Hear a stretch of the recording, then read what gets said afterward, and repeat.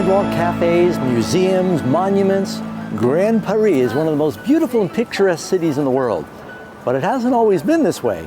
In the 17th century, they had a problem with finding a place to bury all of their dead. They were popping out of the graves.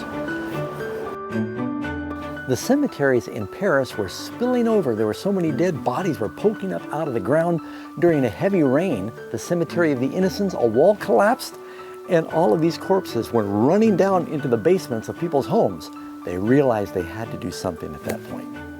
Looking for a solution to their crisis, they turned to the miles and miles of ancient chambers that had been dug under Paris when they were excavating limestone. Underneath the city of Paris are 200 miles of tunnels and catacombs that have turned into the largest cemetery in the world. I actually feel quite at home here. It reminds me of my old cave. All of this is about 60 feet underground, which means that the subway, the pipes, the metro, the sewer, it's all up above us. There are so many miles of caverns that they put a black line across the ceiling to guide the initial workers so they wouldn't get lost. One man did get lost, and he wasn't found until 11 years later.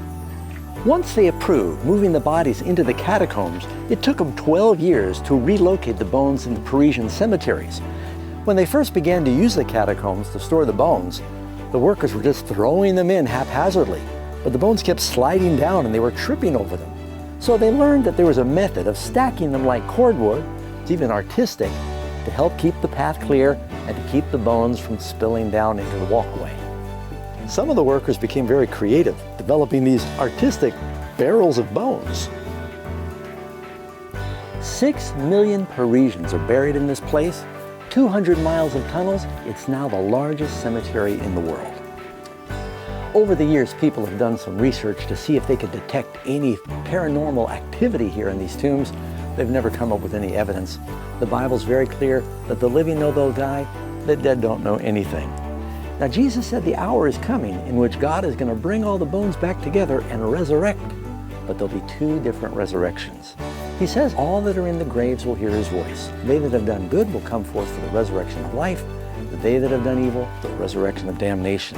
In the book of Ezekiel, chapter 37, the Bible says God took the prophet and set him down in a valley, and the valley was full of bones, and it says they were very dry.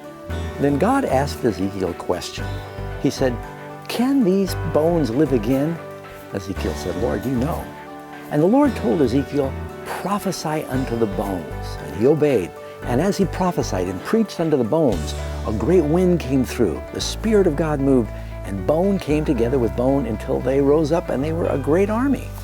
You might wonder sometimes, how can God raise me up if maybe a person is cremated or their bones all get separated? How can he put them back together again? You don't need to worry about it. The Bible says God is going to give you a new body.